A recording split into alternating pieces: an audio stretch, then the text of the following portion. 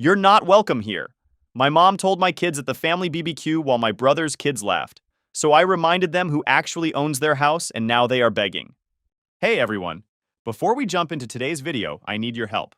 We've noticed the channel is losing some traction and subscribing is one of the best ways you can support us. It's quick, free, and it helps us keep bringing you awesome content. Your support means the world. Let's keep this channel growing together. Thanks so much. Now let's start the video. Alright, so I've 32 male, been lurking on this sub for months reading everyone else's stories, and finally decided to share mine. This happened a few months ago, and I'm still processing it honestly. My wife keeps telling me I should write it down, so here goes nothing. So this year for 4th of July, my parents decided to throw their usual big barbecue. They do this every year. My wife and I showed up around 2 p.m. with the kids. Jack and Eve, my older brother Mike, 35 male, was already there of course, posted up by the grill with Dad, telling everyone about his new truck. This thing was absolutely ridiculous. Lifted F-250, custom wheels, probably cost more than I make in 6 months. But Mike loves flashy stuff. He's always been the golden boy. I've always been the screw-up. Classic family dynamic bullshit. Everything was going great until this happened. Around 4 p.m., Dad decided it was time for his big sparkler ceremony. I was standing there watching with a smile because Jake and Eve love this stuff. Eve especially gets so excited about anything that sparkles or glows. She was bouncing up and down waiting her turn. Dad starts handing out the sparklers from this big box he bought at the fireworks stand. He gives them to Mike's boys first because they're the oldest. Then he starts going down the line, giving them to all the cousins. I'm watching and counting in my head, and it looks like he's got plenty for everyone. But then something weird happened.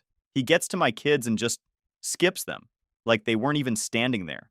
Moves right past Jake and Eve and keeps handing sparklers to the other kids. Jake looks confused and tugs on his grandpa's shirt. What about us, Grandpa? Don't we get sparklers? And my dad, loud enough for half the party to hear, because he's got one of those voices that carries, looks down at him and says, I only brought enough for the good grandkids. Maybe next time your daddy will teach you some manners. I felt like someone had punched me in the stomach. The whole conversation around us just stopped. My wife was standing in the doorway holding, and I saw her face go completely white. Mike's wife Sarah looked uncomfortable but didn't say anything. And Mike? Mike just smirked and told his boys, See? Grandpa knows who the special ones are. Jake's face just crumpled. Eve didn't really understand what was happening, but she could tell something was wrong.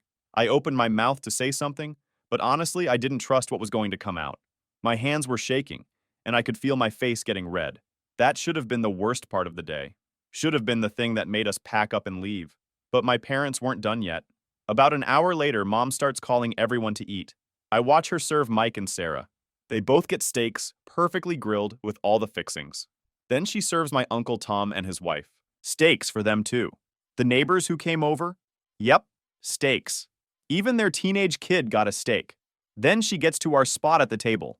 She sets down hot dogs in front of me, my wife, and both kids.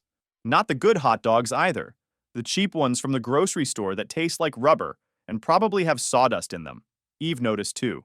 She's real observant for a 6-year-old. She looked at Uncle Tom's plate, then at Mike's plate, then at her sad little hot dog, and asked, Mommy, how come we don't get the good meat like Uncle Mike? That's when my mom stopped what she was doing and looked down at my daughter.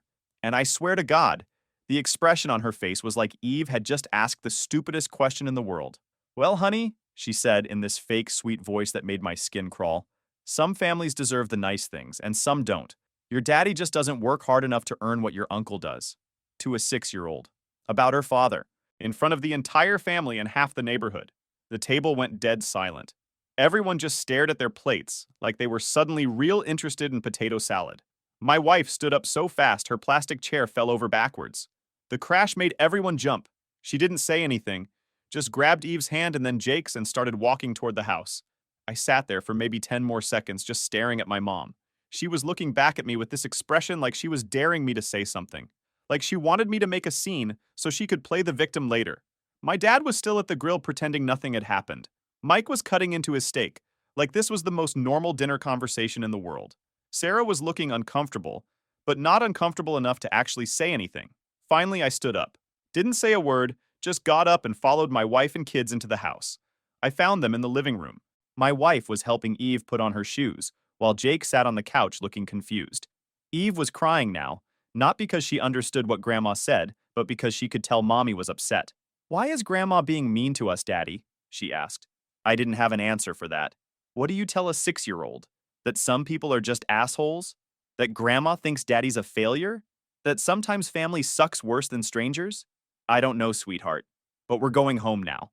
As we're walking to the car, Mike comes jogging after us. Not to apologize or check if we're okay, to make things worse. He catches up to me in the driveway and puts his hand on my shoulder like he's trying to comfort me or something. Hey bro, don't take it so personal. You know how Mom gets sometimes. How she gets? Yeah, you know. She just wants what's best for the family. And honestly, some kids do need to learn their place early. Better they understand how things work now than get disappointed later. That's when something clicked in my brain. This wasn't some random comment or Mom having a bad day. This was intentional. They'd planned this. It was all designed to put my kids in their place. And Mike was in on it. I looked at him standing there in his expensive polo shirt next to his ridiculous truck, smiling like he'd just given me some wise advice. Golden boy Mike, who'd never had to earn anything in his life, telling me my kids needed to learn their place. That's when I smiled back at him. Not a happy smile. The kind of smile you make when you realize you're done playing by everyone else's rules. You know what, Mike? You're absolutely right about learning your place. He looked confused, but I was already walking away. Drove home without saying another word to anyone. But my brain was already working on something else entirely. Because if they wanted to teach my kids about earning things and knowing their place, I was going to give them a masterclass. We were about halfway home when my phone buzzed. Text from my cousin Sherry, Tom's daughter, who's about my age. We'd always gotten along pretty well at family stuff. Dude, what was that? Mom and Dad are pissed. That was seriously messed up. Then another text. Mike was laughing about it with his boys after you left. Said something about teaching lessons. Made everyone super uncomfortable. Just thought you should know. I showed the text to my wife. She just shook her head and said, "At least someone has common sense in your family." That night, I ended up staying awake until like 2 a.m., just pacing around the house. My wife kept telling me to let it go, that we'd just avoid family gatherings for a while and things would blow over. But I couldn't shake what Mike said in the driveway. Some kids need to learn their place early, like my kids were somehow beneath his kids, like they deserved less because of who their father was. Now I know what to do. About 6 years ago, I partnered 50-50 with my brother Mike to run our family's construction business after our dad's health declined. Even though we're equal on paper, Mike treats me like an employee while he plays boss. I handle all the actual work: permits, inspections, client management, crew oversight, while he shows up late, barely contributes, and takes all the credit. What makes it worse is my parents blindly praise him as the natural leader of the business, even though I'm the one doing everything and keeping us afloat. It's frustrating, unfair, and honestly exhausting. See, the thing about being the guy who handles all the real business stuff is that you end up with a lot of information. And when your business partner is lazy and thinks he's untouchable, he gets really fucking sloppy. So Saturday morning, I went into the office. I spent the whole weekend going through files. Not just recent stuff, but going back years. Every safety violation Mike had told the crew to ignore. Every permit he'd signed off on without actually checking. Every corner he'd cut because nobody's gonna notice or it's probably fine. OSHA violations, expired electrical certifications, insurance fraud. Mike had been cutting corners for years while I documented everything. Time to cash in those receipts. Then there was the licensing issue. This was the big one. Mike had been signing off on electrical work for almost 2 years, even though his electrical certification expired back in 2021. He just never bothered renewing it because the test was on a Saturday and he had Lakers tickets or some shit. Every job he'd approved with electrical components was technically illegal. We're talking probably 30 or 40 different projects. If anyone ever looked into it, we could lose our contractor's license entirely. But Mike didn't think about stuff like that because he assumed I was handling it. I wasn't. I handled my own certifications, but I figured he was a grown man who could manage his own paperwork. Apparently, I was wrong. But the really big one was our liability insurance. Mike was supposed to handle renewals, but he'd been letting me deal with it for the past couple years because insurance is boring, and he had more important things to focus on. What he didn't know is that our policy had very specific language about safety violations and regulatory compliance. Basically, if the insurance company found out we'd been cutting corners or violating safety protocols, they could retroactively cancel our coverage. Not just going forward, they could declare the policy void from the beginning and demand back every penny they'd paid out on claims. We'd had 3 worker comp claims in the past year. Nothing major, just the usual construction injuries. But if our policy got canceled, we'd be personally liable for all of that, plus any future accidents. We're talking potentially hundreds of thousands of dollars. I made copies of everything: photos, documents, inspection reports, email chains where Mike told people to ignore safety protocols, printed it all out and organized it in neat little folders. Took me the whole weekend, but I was thorough. Monday morning, I started making phone calls. 3 phone calls. Insurance company, OSHA, State Licensing Board. Anonymous tips with documented proof of every corner Mike had cut. The lady on the phone got real interested real fast. Did you say electrical work? Without current certification? Yes, ma'am. I have documentation going back almost 2 years. Sir, that's a felony. We'll need you to submit a formal complaint with evidence. Already prepared. I'll email it over this afternoon. I hung up and just sat there for a minute. In the span of 3 phone calls, I'd potentially destroyed everything Mike had taken for granted. The business, his reputation, maybe even his freedom if they decided to prosecute the licensing thing. But I wasn't done. Not even close. Because Mike wasn't the only one who needed to learn about consequences. My parents wanted to play games about who deserved what, about which grandkids were worth sparklers and good food. Time to show them what their golden boy was really worth. The fun started on Wednesday morning around 9 a.m. I was at the Hendricks job site checking on the foundation work when my phone started buzzing. Mike's name on the caller ID. I let it go to voicemail because I was busy and honestly wasn't in the mood to deal with his bullshit. He called back 5 minutes later. Then again. By the 4th call, I figured something was up, so I answered. Dude, where the hell are you? I need you at the office like right now. We got problems. His voice had this edge to it I'd never heard before. Not his usual cocky tone, but something closer to panic. What kind of problems? Just get over here, man. It's about the Johnson Project. The Johnson Project. Our biggest client. The $200,000 commercial renovation that was supposed to carry us through the rest of the year. Mike had been managing that one personally, because he wanted to take credit when it went well. I drove over to the office and found Mike pacing around like a caged animal. He was still in his pajama pants and had obviously just rolled out of bed. His hair was sticking up everywhere, and he looked like he hadn't slept. Johnson called this morning, he said, without even saying hello. They're pissed about some permit issue. Something about delays and rejections. I don't understand this permit stuff. Can you handle it? So I pulled up the Johnson file on my computer. It took me about 30 seconds to see what the problem was. The permits had been rejected 3 weeks ago because of design flaws in the electrical layout. Mike was supposed to be managing that project, but he'd never bothered following up on the paperwork. Mike, this got rejected on June 15th, 3 weeks ago. What have you been doing? He looked confused. What do you mean rejected? Nobody told me anything about rejections. Because you never check your email. Look, I turned the monitor toward him and showed him the rejection notice sitting in his inbox. Unread. Along with 2 follow-up emails from the permit office asking for revised plans. His face went white. Shit, how bad is this? Pretty bad. Johnson's project is 3 weeks behind schedule and they have no idea. The electrical work can't start until we get new permits approved, which is going to take at least another 2 weeks if we're lucky. Can you fix it? Like today? I stared at him for a long moment. 2 months ago, I would have said yes. Would have dropped everything and spent the next 48 hours scrambling to fix his screw-up. Called in favors, paid rush fees, whatever it took to save his ass. But not today. Today, I was thinking about my daughter, asking why she didn't deserve the good food. No, Mike, this is your project. Your responsibility. You figure it out. What the hell does that mean? You always handle the permit stuff. Not anymore. You wanted to be the senior partner, remember? Time to start acting like it. I grabbed my keys and headed for the door. He was still calling after me when I got in my truck. 20 minutes later, I was on the phone with Mr. Johnson. Hi, Mr. Johnson. This is about the permit situation on your project. I'm afraid Mike never told you, but we've been rejected for 3 weeks now. The electrical layout doesn't meet current code requirements, and we need to completely redesign that section. You're looking at probably another month of delays minimum, maybe 6 weeks. The silence on the other end of the phone lasted about 10 seconds. Then Johnson started talking, and he was not happy. Used some words I hadn't heard since my army days. Are you telling me my project has been dead in the water for 3 weeks and nobody bothered to inform me? That's correct, sir. I just found out myself this morning when Mike asked me to look into it. And how long to fix this mess? If we started today, 4 to 6 weeks for new permits, assuming the redesign gets approved on the first try. But honestly, Mr. Johnson, given how this has been handled so far, I'd recommend you consider other options. Other options?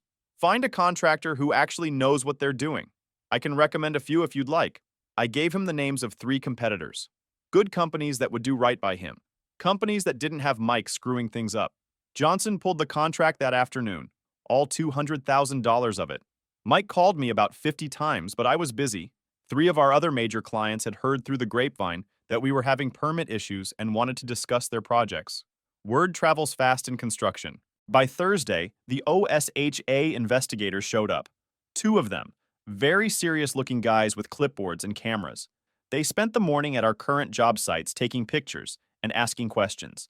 The crew was nervous as hell because everyone knew we'd been cutting corners on Mike's orders. They found exactly what I knew they'd find. Multiple safety violations, inadequate fall protection, guys working without proper equipment, because Mike had said it was probably fine. The preliminary report hit my email Friday morning.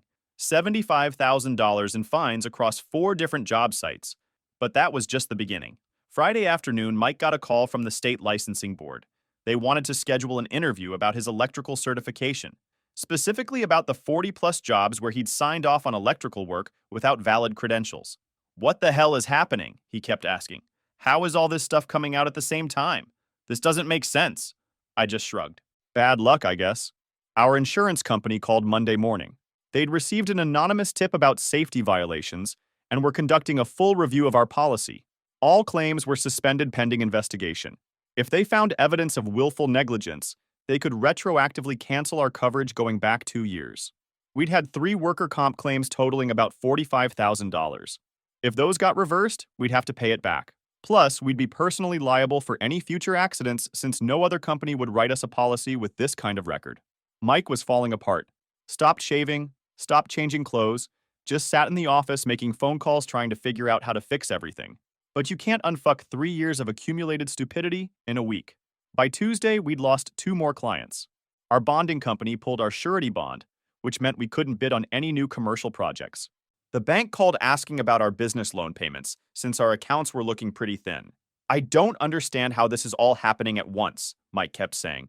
It's like someone's targeting us. That's crazy talk, I said. Just bad timing.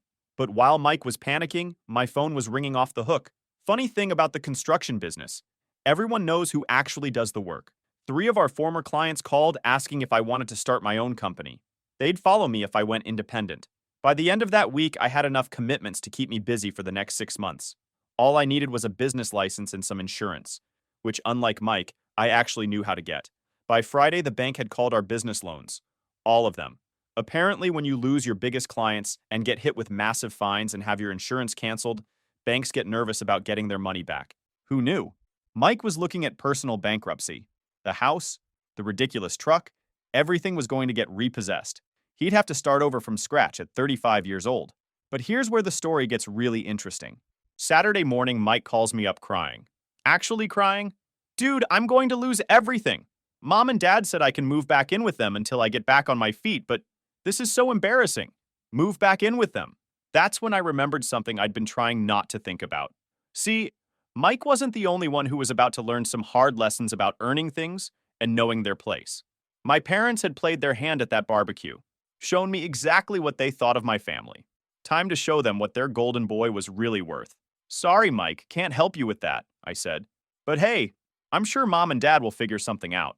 I hung up and sat there for a minute, thinking. Then I got in my truck and drove over to my parents' house. Their house. Well, that was about to be an interesting conversation. The drive over gave me time to think about what I was about to do. For 3 years, I'd kept quiet about owning their house. Let them save face, acted like nothing had changed. I'd watched them make plans for renovations, talk about leaving the place to Mike someday, host their little family gatherings where they got to play king and queen of the castle, all while living in a house I owned, that I'd saved from foreclosure, that they couldn't afford to keep without my help. I pulled into the driveway and sat there for a moment, looking at the house I'd grown up in. The house where I'd learned I was the disappointment, where Mike had always been the favorite, where my own parents had just taught my kids they weren't worth sparklers. Time to remind everyone who actually owned what around here. I found them in the living room doing their usual Sunday routine. Dad in his worn recliner watching some old Western, Mom on the couch with her crossword puzzle and reading glasses. The TV was too loud, like always, and there were coffee cups and newspapers scattered around. Comfortable, settled, like they didn't have a care in the world. They looked up when I walked in, probably expecting some apology for leaving the barbecue early, maybe hoping I'd come to my senses about their little lesson in family hierarchy. Instead, I told them about Mike's phone call, how he was losing everything, the business, his house, his truck, probably his marriage if things kept going the way they were, how he was desperate and wanted to move back home with them until he could get back on his feet. Mom set down her crossword and nodded along sympathetically. Of course he could come back, she said. This was his home. His room was still exactly the way he'd left it. They'd always have space for their boy when he needed them. Dad muted the TV and chimed in about how family sticks together during tough times. How they'd make it work. Maybe clear out the basement so Mike's kids could have somewhere to play when they visited. They were already making plans, talking about rearranging furniture and maybe getting bunk beds for the grandkids, playing the role of supportive parents welcoming their son home during his time of need. Actually, it's not, I said quietly. Both of them stopped talking and looked at me like I'd interrupted them mid-prayer. What's not what? Dad asked. His home. This isn't Mike's home. The confused looks they gave me were absolutely priceless. Dad tilted his head like he hadn't heard me right. Mom just stared, her reading glasses halfway down her nose. So I reminded them about 2018, about Dad's heart attack on that Tuesday morning in March, how he'd collapsed in the kitchen and spent 4 days in the ICU while doctors tried to figure out if he was going to make it, about the medical bills that started piling up, the months of recovery where he couldn't work, the insurance that covered some things but not others. I reminded them about the mortgage payments they'd missed. First one, then two, then three. About the certified letters from the bank that Mom had hidden from Dad because she didn't want to stress him out while he was recovering. About the foreclosure notice that finally came in September, giving them 30 days to bring the account current or lose the house. The color was starting to drain from Dad's face as the memories came back.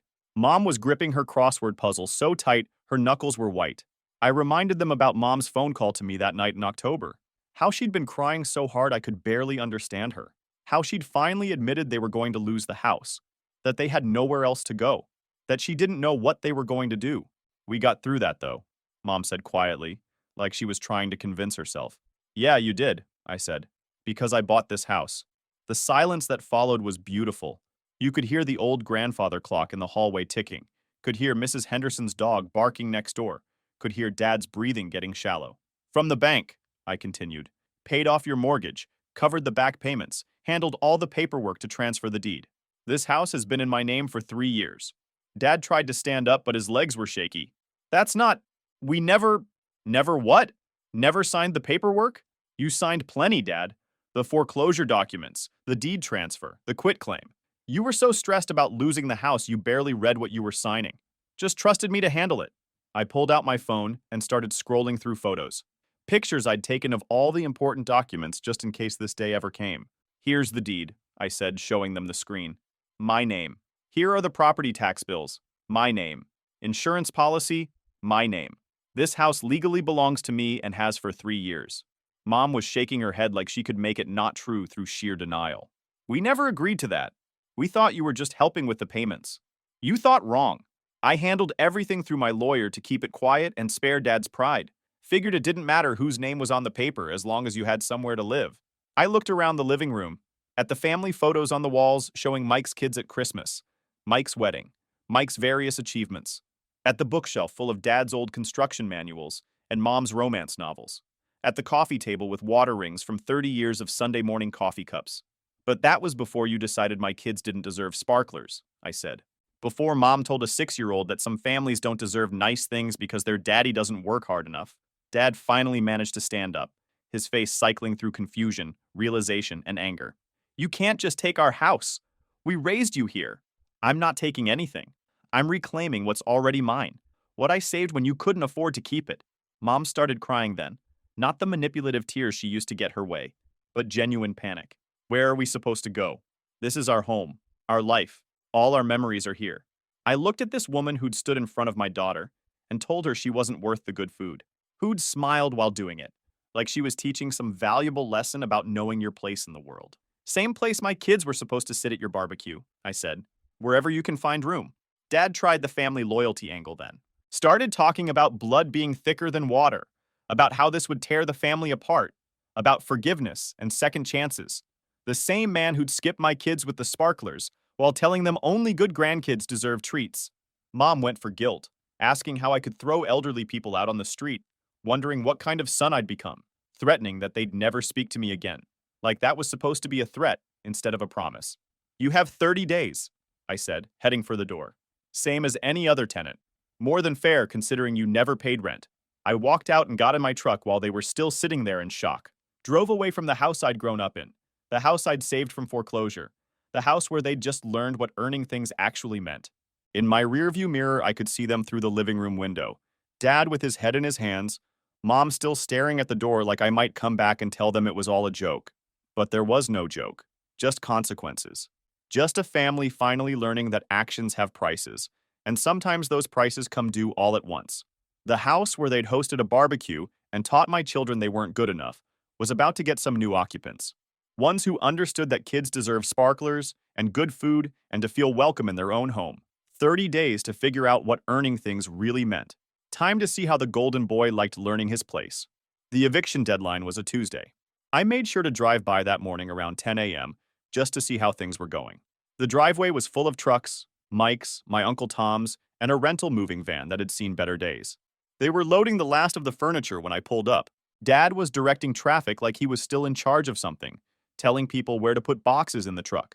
Mom was standing in the yard holding a lamp and crying. Mike looked like he'd been hit by a bus. 3 weeks of stress and legal troubles had aged him about 10 years. I rolled down my window and called out to Mike. "How's it going?" He looked at me like I was something he'd scraped off his shoe. "Really? You're going to gloat now?" "Just checking to make sure you'll be out on time.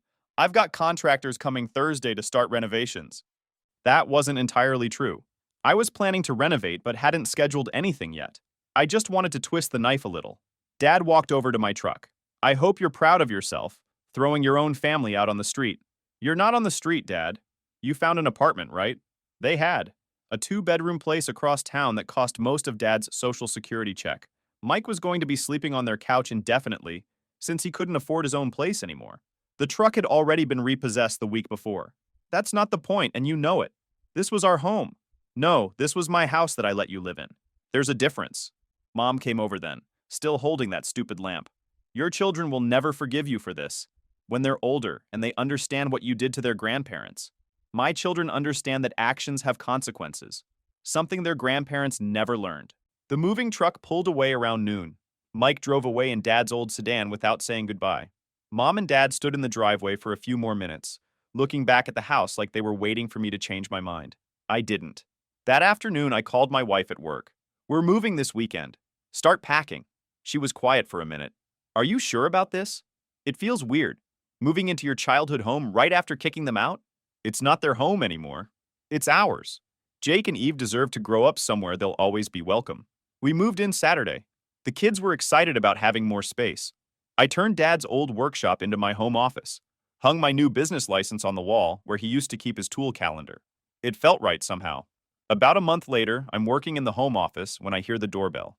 It's a Saturday morning and my wife's at the grocery store with the kids. I look through the window and see my parents standing on the porch. My porch, looking like they've aged about 10 years. Dad's holding some paperwork, and Mom's got that fake smile she uses when she wants something. I almost don't answer, but curiosity gets the better of me. I open the door but don't invite them in. Just stand there in the doorway like they're door-to-door salespeople. "We need to talk," Dad says, trying to push past me into the house. "We're talking." "What do you want?" Mom starts crying on cue. "We made a mistake. We're sorry about the barbecue, about what we said to the kids. We want to make things right." "Okay, and?" Dad holds up the paperwork. "We talked to a lawyer about the house situation. We think we can work something out." That's when I start laughing. Actually laughing, right in their faces. "Let me guess. Your lawyer told you that since you lived here for 3 years rent-free, you might have some kind of tenant's rights? Maybe adverse possession?" Dad's face tells me I'm right on the money. Here's the thing, though.